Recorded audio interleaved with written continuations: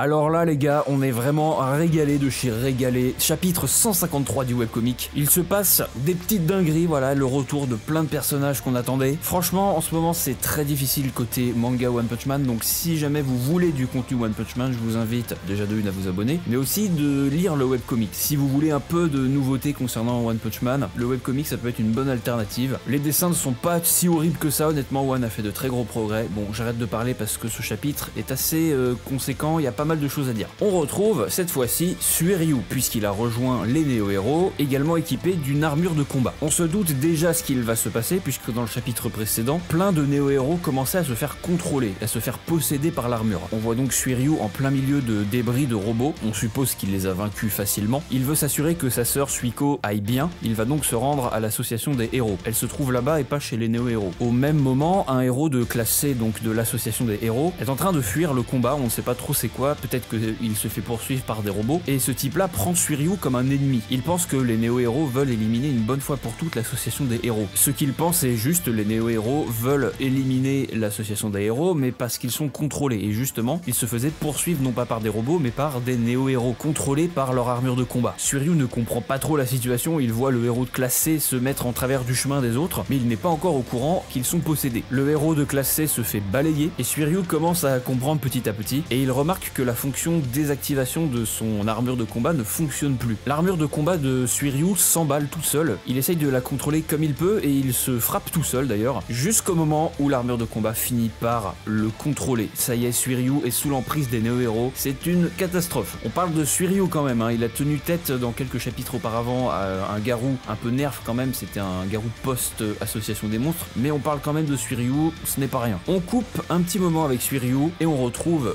Webigaza cette fois-ci, qui se bat toujours sans relâche contre les robots. On la voit tout ébouriffée, qui fume d'absolument partout, puisqu'on le rappelle, Webigaza c'est un cyborg, et elle a besoin de boire pour se rafraîchir. Sauf que là, visiblement, ça fait plusieurs dizaines de minutes qu'elle se bat, sans pause, sans boire. Elle commence donc à surchauffer. Elle a un petit monologue intérieur comme quoi elle voulait changer, mais c'est pas vraiment ce qu'elle souhaite. Elle voulait devenir une idole comme à My Mask, mais visiblement c'est raté, il y a quelque chose qui ne va pas. Elle se regarde juste l'espace d'un instant dans la glace. Elle pète alors littéralement un câble, je pense qu'elle a vu son apparence absolument abominable. C'est pas vraiment ce qu'un idole est censé représenter. Son système de refroidissement, visiblement, il ne fonctionne plus. C'est ce qu'on appelle de la combustion instantanée. Voilà, elle prend feu immédiatement. Elle commence vraiment à être hors de contrôle, et il semblerait qu'elle l'ait complètement perdu d'ailleurs le contrôle. Elle détecte des humains à proximité, mais c'est pas des humains à sauver, c'est des humains à éliminer. De toute façon, on peut la voir avec son look complètement cramé. Il y a quelque chose qui ne va pas. C'est comme si elle était possédée par les Néo-Héros. Mais une petite fille tend une photo auprès de Webigaza. C'est la petite fille avec Webigaza, c'est une photo qu'ils ont pris ensemble. Ça fait reprendre conscience à Webigaza, donc tant mieux, maintenant elle est un peu saine et sauve. Et sur cette page, c'est comme si son corps cybernétique, ou du moins ses pensées, je sais pas trop, son système disait élimination, élimination, retour au laboratoire maintenant, il y a un problème, etc. On dirait que le fait de surchauffer a complètement fait cramer tous les circuits qui contrôlaient, on va dire, ses pensées, et c'est confirmé dans la case juste après. D'autres Néo-Héros commencent à apparaître sur les toits des immeubles en disant un signal d'erreur a été détecté, début du processus d'élimination. Il semblerait donc que les Néo-Héros aient une fonction intégrée dans leur armure qui indique si une autre armure des Néo-Héros est défaillante. Webigaza a été modifiée dans un laboratoire, probablement celui des Néo-Héros, donc les autres Néo-Héros peuvent savoir si elle est défaillante ou non, et visiblement là, oui, puisqu'elle a réussi à reprendre conscience. Les Néo-Héros arrivent à sa portée et lui foutent un immense coup de poing dans la tronche, ça la décapite presque, ça lui enlève un œil, sauf que c'est un cyborg donc elle ne ressent pas vraiment grand chose, et alors qu'elle s'apprête à se battre toute seule contre une armée de Néo-Héros, une voix se fait entendre qui explique la situation. Le corps des Néo-Héros ont été possédés par leur armure, ils bougent contre leur volonté. Mais quelqu'un a découvert comment neutraliser tout ça sans leur faire de mal. Je vous épargne tous les détails, bref, il y a un peu comme les titans de l'attaque des titans, un espèce de point faible situé dans le haut du dos, et on peut voir à une vitesse très impressionnante quelqu'un dégommer tous les Néo-Héros, qui n'est nul autre que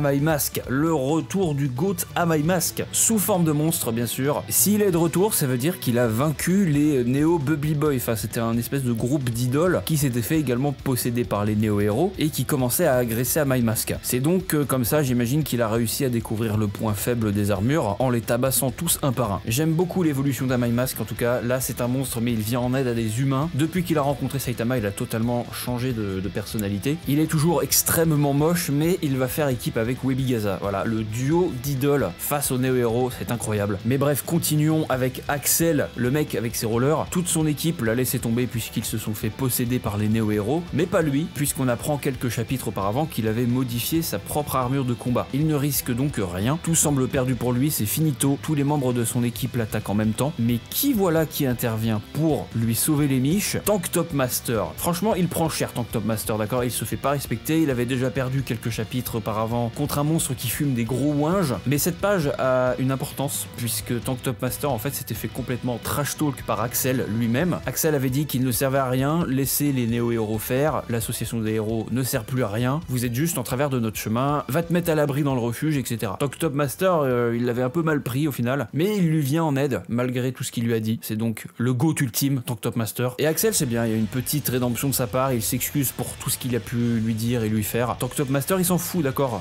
juste va te cacher, tu vois, il lui renvoie l'appareil comme dans les chapitres précédents. Si tu veux pas te battre, c'est pas grave, vas-y, casse-toi, je m'occupe de la situation. Tank Top Master, c'est le GOAT, je le répète. Petit message de motivation de sa part, je me suis écroulé un nombre incalculable de fois, mais c'est seulement en se relevant que la bataille commence réellement. Alors cours pour ce qui t'attend demain. Ça c'est incroyable, franchement. Je vais l'écrire sur le mur cette phrase. Mais attention, le banger n'est toujours pas fini puisqu'on reprend avec Darkshine. On voulait que Darkshine reprenne ses activités de héros et on va pas être déçu. On a un petit flashback de Darkshine qui entraînait les néo-héros, mais aussi une case avec Elimine et Destro qui proposait une armure de héros à Darkshine. Imaginez un instant Darkshine contrôlé par une armure de néo-héros, le mec est juste increvable. Après je dis ça mais c'est déjà le cas. On se souvient, Raiden s'est fait posséder par l'armure de combat. Je pense donc qu'on aura droit à un combat Darkshine contre Raiden possédé par l'armure. Il a tout de même essayé l'armure de héros pour voir ce que ça faisait, mais il a senti une espèce de truc bizarre, comme si ses muscles allaient exploser de pouvoir. Mais pour lui, c'est pas naturel. Genre, ses muscles, c'est comme s'il repoussait cette technologie, tu vois, c'est pas naturel. Comme un bodybuilder qui se dope, ça ressemble un peu à du dopage, la machine, donc ses muscles ne sont pas d'accord. De toute façon, personne ne comprend comment ses muscles fonctionnent, mais ça va lui sauver la vie puisqu'il ne porte rien en ce moment. Darkshine se rend sur les lieux, sur le champ de bataille, puisqu'il était complètement à l'ouest, il savait pas trop ce qui se passait à l'extérieur. Il remarque donc tous les robots en train de ravager la ville, et au passage, il sauve un héros de classe C, Shaker de protéines. J'adore ce nom, c'est très bien placé, comme par hasard, le mec se trouve là en ce moment. Darkshine est juste increvable, même sans sa pleine confiance, il résiste totalement aux lasers, aux attaques des robots, et il n'en fait qu'une bouchée. Les deux héros vont discuter un petit moment, Darkshine va dire que c'est juste un gros raté, mais le héros de classe C va lui remonter le moral, il va le flatter, lui dire que c'est très bien d'être venu, etc. Au final, t'es pas une poule mouillée, t'en as toujours dans le froc. Et dès que Darkshine reprend sa luisance, on sait que ça y est, c'est reparti. Il est de retour, il brille plus que jamais. Il remarque au loin une armée de néo-héros, plus précisément, c'est les néo-héros qui l'entraînaient quelques chapitres auparavant. Il va n'en faire qu'une bouchée en essayant de les sauver. Et on arrive à la fin de ce chapitre qui est également incroyable, puisqu'on a le retour de Fubuki, qui est passé rang 5 de la classe A. Ça c'est incroyable, on ne le savait pas. Pour nous, elle était toujours classe B rang 1, mais ça veut dire que là, elle est au-dessus de Saitama. Saitama, lui, il est en bas de la classe A, mais Fubuki, elle est direct en haut, donc c'est quand même bizarre. Ça veut dire que Amaimas, qui va sûrement être viré de la classe A vu que c'est un monstre, donc elle sera peut-être première, ou alors quatrième et Yairon premier. Mais le plus intéressant, c'est Psychos. Enfin, on a des nouvelles de cette meuf, on n'en pouvait plus. Il y a une éternité déjà de ça, elle était avec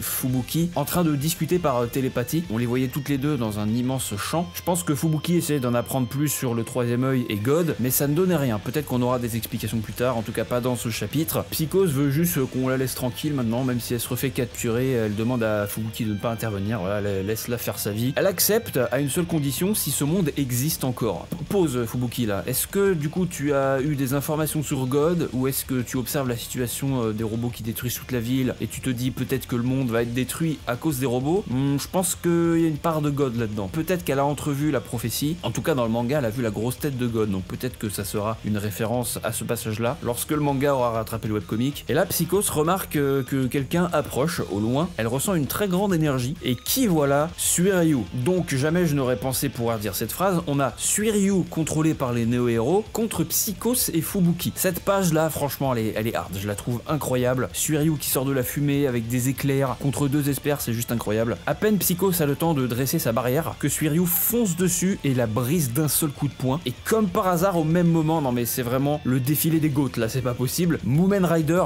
intervient et sauve Psychos. Donc cette phrase encore une fois n'a aucun sens. Neo Mumen Rider sauve Psychos de Suiryu. Neo, Mumen Rider indique que son costume est également customisé, donc il n'est pas possédé par les Neo-héros. C'est d'ailleurs Axel qui lui avait donné son armure de combat, donc on remercie Axel d'avoir sauvé le GOAT Mumen Rider. On termine donc ce chapitre Neo Mumen Rider contre Suiryu. Bordel! Bon alors, qu'est-ce qu'on peut s'attendre pour les prochains chapitres? C'est un problème que j'ai, juste un seul mini problème, c'est qu'on se disperse vachement quand même. Là, il y a le plotline avec Genos qui doit retrouver le cyborg fou. On a Petit Empereur avec Metal Knight en train de s'affronter dans le labo. On a Metal Bat contre Elimine et Destro ainsi que McCoy qui est complètement dans la sauce avec Fuzzy. Et Ryumon en train de s'affronter, c'est le bordel. On a Zombieman qui s'est fait capturer par l'organisation. Ensuite, on a Flash, Tatsumaki et Atomic Samurai qui sont partis de leur côté faire des quêtes secondaires. Et là maintenant, on a Mumen Rider contre Suiryu qui s'est fait posséder. Voilà, ça part vraiment dans tous les sens. J'espère qu'on pourra regrouper toutes ces storylines, toutes ces plotlines ensemble. En tout cas, on a du contenu, ça, on n'est pas déçus. Et Boros aussi, faut pas l'oublier, celui-là, il est de retour. Donc, les prochains chapitres, ça sera forcément la continuité de l'une de ces plotlines. Franchement, One, il gère sur le webcomic. Hein. On est à un stade quand même, versus donc l'autre série de One est plus hype que One Punch Man, et on attend plus le webcomic que les chapitres du manga. Non, franchement, le webcomic, il déçoit jamais. Donc, je le répète encore une fois, comme je l'ai dit au début, si vous voulez du nouveau One Punch Man, un nouveau point de vue, une nouvelle histoire, puisque la continuité est légèrement différente du manga, je vous invite fortement à lire le webcomic. Je vous mettrai un lien de la traduction française en description. Cette vidéo est assez longue, ça fait 30 minutes que j'enregistre. Merci d'avoir regardé. J'espère que le webcomic vous plaît tout autant que moi. Les dessins sont qualitatifs. Franchement, One a fait de très gros progrès. Et on se retrouve peut-être dans 2 mois, qui sait. S'il y a un chapitre tous les 2 mois ou 3 mois, c'est cool. Allez, ciao.